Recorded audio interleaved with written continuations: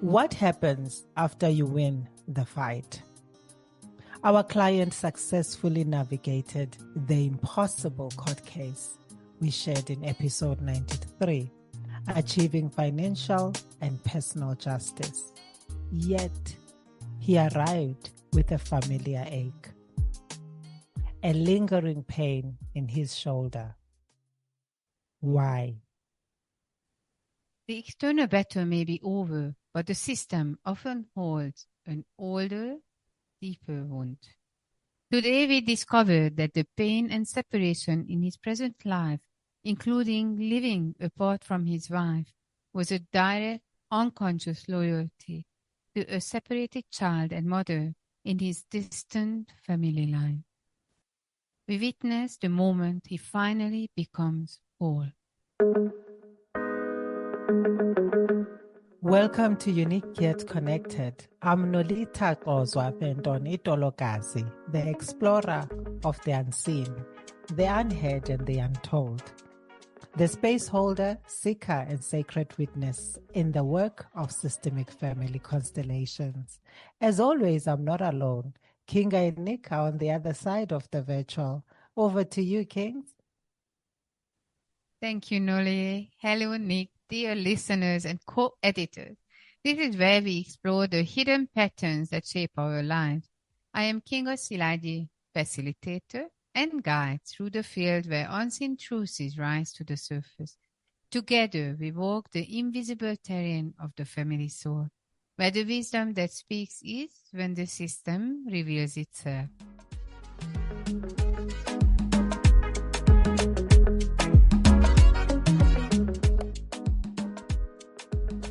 Thank you for joining our movement of translating the wisdom of Systemic Family Constellations into a practical language that all of us can easily understand and, most importantly, implement in our daily lives.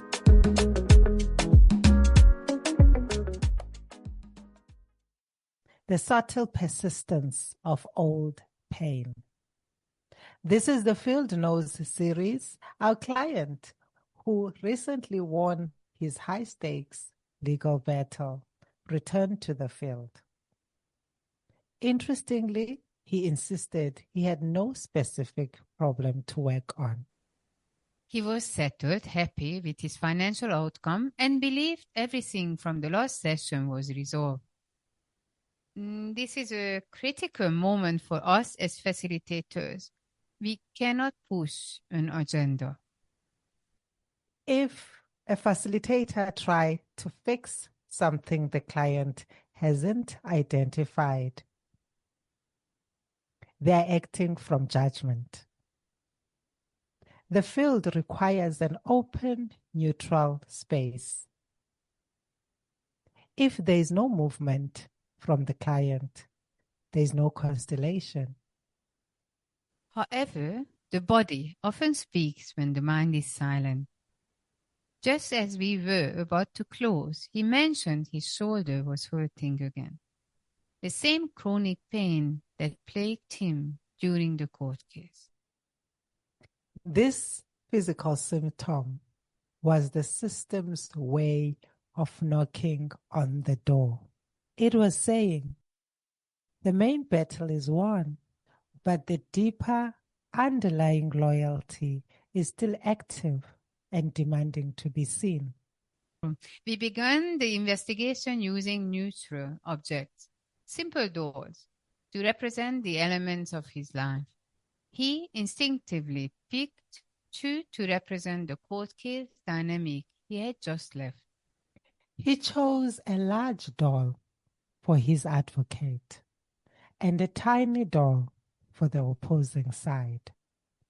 He confirmed the power shift was absolute, but the shoulder pain didn't go away with this explanation. I asked him to be open. What if these doors weren't about the court case anymore? What if they represented a relationship in his family system that was causing the shoulder tension? The context shifted immediately. He looked at the small doll and felt profound pity. He felt it was being overpowered by the larger one, indicating a historic systemic imbalance. He moved the small door right next to the big one, declaring, "All is good now."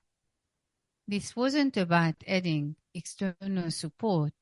It was about adjusting a relationship for proximity and balance. From this subtle movement, the core issue emerged: ancestral separation. It revealed a mother and a young boy, perhaps 6 years old, who had been forcibly parted. The client's shoulder pain was a sympathetic response to the burden this child carried. He was carrying the weight of that historical abandonment in his own body.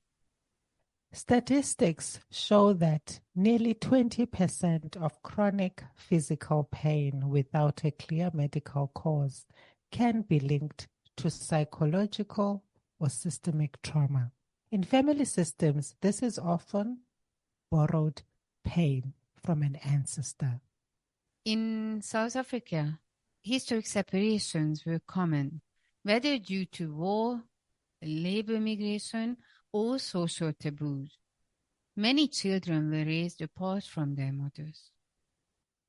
By identifying the child on the floor, the client began to see that his current stress wasn't his own. He was a placeholder for a grief that had never been properly cried out. The investigation revealed that until this child was brought home in the client's heart, the client would continue to manifest symptoms of separation even in a successful life. Unmasking the loyalty and reclaiming difference. We asked the client to place himself in the field. He picked up a doll, held it for a moment, and then discarded it. He eventually chose a different one to represent himself.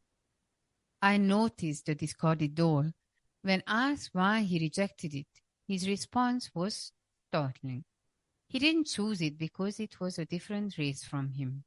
Suddenly, the constellation expanded. It wasn't just a mother and child. It was about systemic difference causing the separation. The discarded doll represented the other. In systemic work, difference is often the catalyst for exclusion. In our history, if someone married across cultural, religious, or racial lines, the system often reacted by separating them. The client was unconsciously carrying the pain of an ancestor. The boy separated from his mother because of a family conflict rooted in his unacceptable difference. His shoulder pain was the physical manifestation of that boy's burden. By refusing the doll of a different race, he was actually showing us the barrier that caused the original trauma. We don't need the exact names or dates. The field shows the energy of the exclusion. The client was loyal to the rule of separation that had governed his lineage for years. The therapeutic movement required him to give the pain back. He had to look at the ancestor and say, "I see what happened, but I am not the one who was left behind."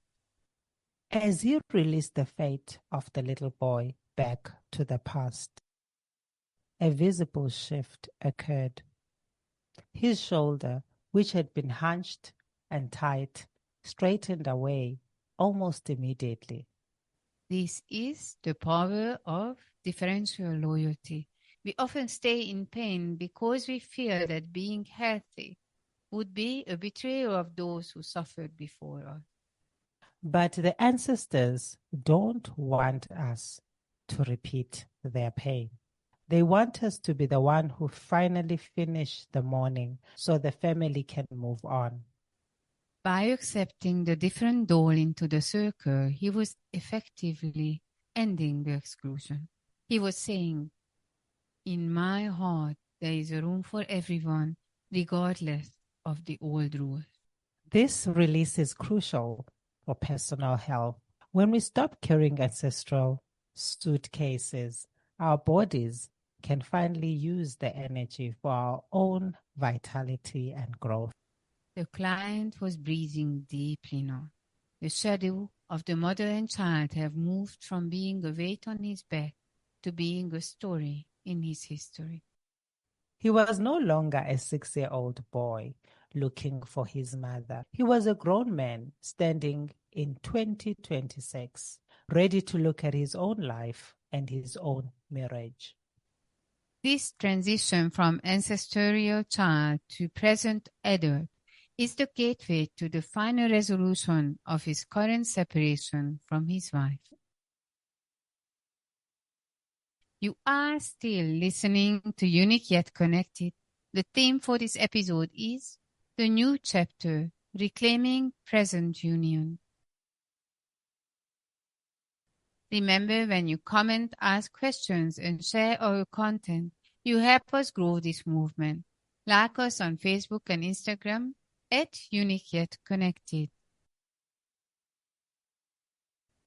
The union and the freedom of the sons. With the ancestral separation settled, we turned to the client's current life.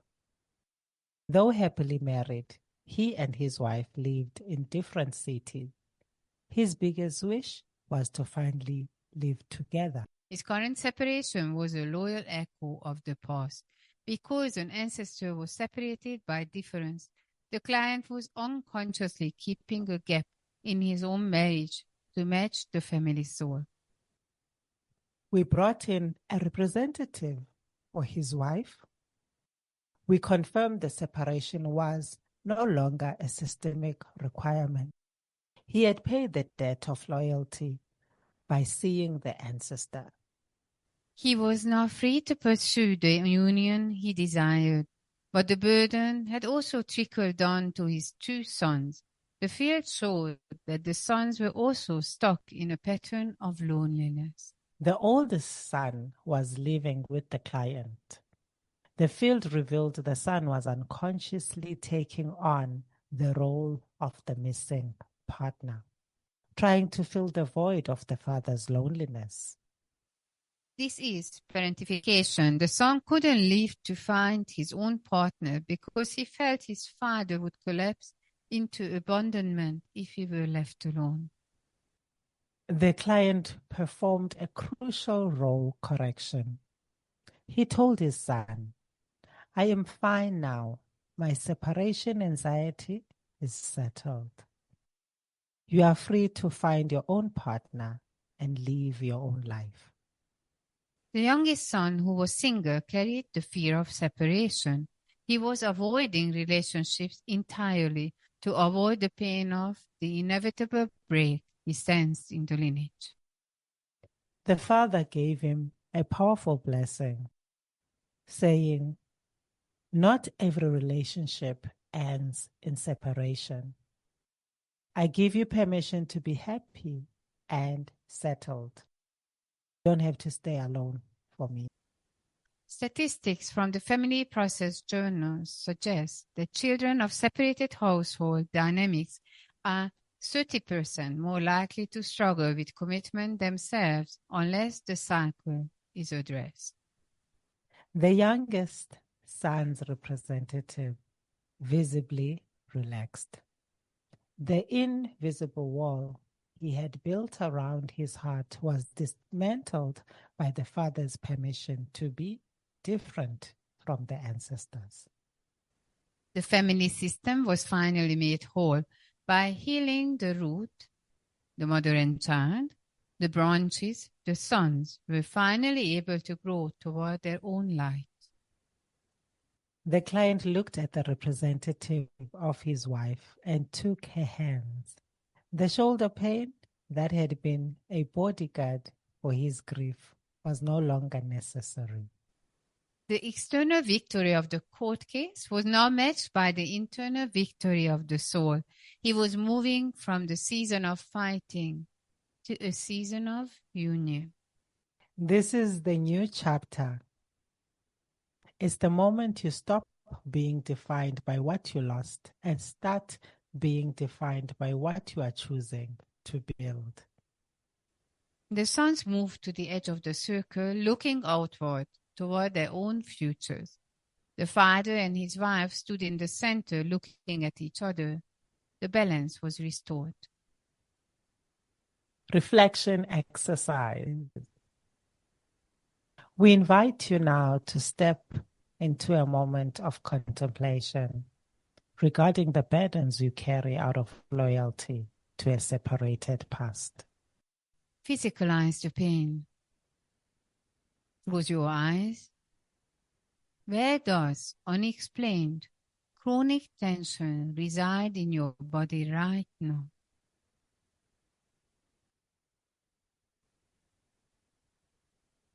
Is it your shoulder, your gut, or your neck? Breathe into that spot.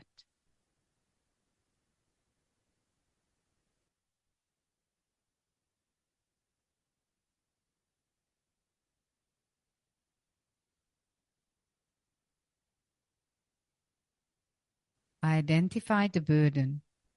If that pain could speak, whose story does it belong to? Is it your own, or does it feel older?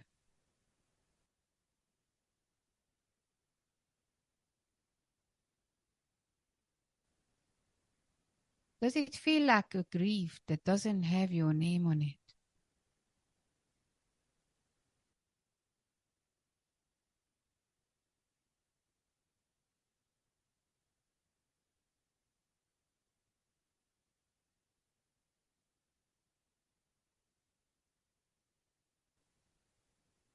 The release statement. Stand up straight. Visualize the ancestor who suffered a separation or an exclusion. Say to them, I see your pain and I honor your fate. But this belongs to you, not me.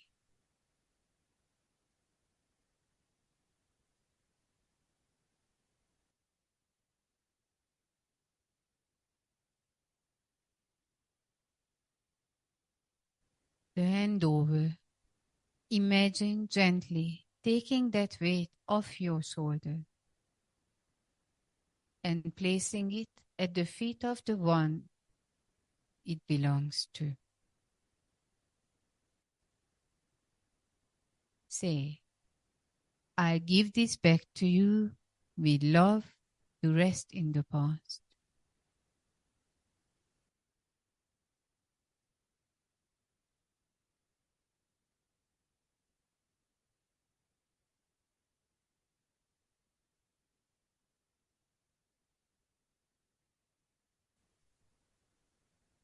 Check the union. Look at your own life. Where are you keeping a gap between you and your joy? Is it in your marriage, your health, or your career? The permission. Hear these words. You are allowed to be whole. You are allowed to stay. You are allowed to be happy even if they couldn't be.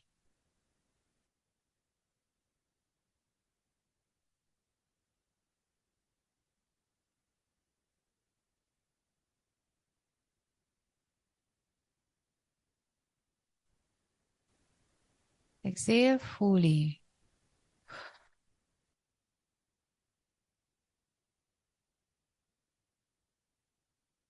Feel the space in your body where the tension used to be. You are no longer a placeholder. Key lesson and integration. The lesson of the new chapter is this. You can win the external battles, the court cases, and career climbs. But deepest peace only comes when we heal the systemic loyalties. Separation is often a habit of the family soul. When we see the root of the exclusion, we can finally choose union. You are free to be whole without betraying anyone. As you settle into your week, ask yourself, what ancestral separation am I consciously carrying that prevents me from fully uniting with my life goals? If you felt a shift today, honor it. Your healing doesn't just help you, it frees the generations coming after you. Your sons and daughters are watching you be free. Join our Younique Yet Connected community. Claim your union. Release the past. Sometimes the most courageous thing you can do is let yourself be happy.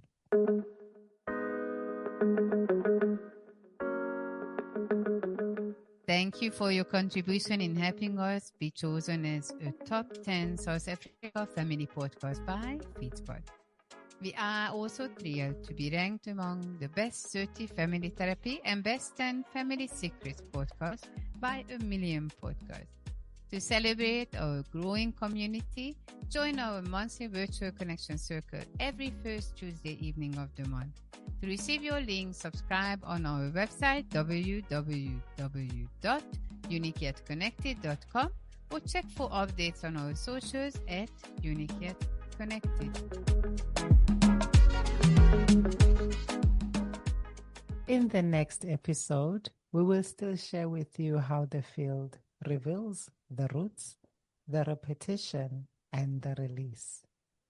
And along the way, we will guide you in understanding how this work can support your own healing, because the field doesn't just know my story, it knows yours too.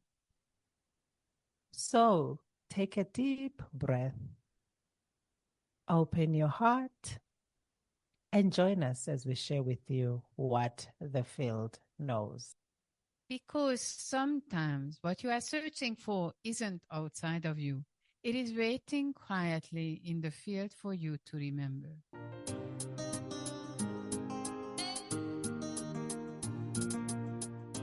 A big thank you to you for listening to our episode, and to Nick Mons from That Guy Productions for making us sound fabulous and on point. For episode 95, tune in on Sunday, 17th of May 2026 from 10 a.m. South African Standard Time. For links and updates, stay tuned to our Facebook and Instagram pages at Younique Yet Connected, Younique spelled Younique. Stay unique, stay connected, and remember, you are one of a kind. We can only create a really meaningful podcast together. Siyabulela, Kosonom, Vaya Dank. Thank you, Siyabulela, Kusunam.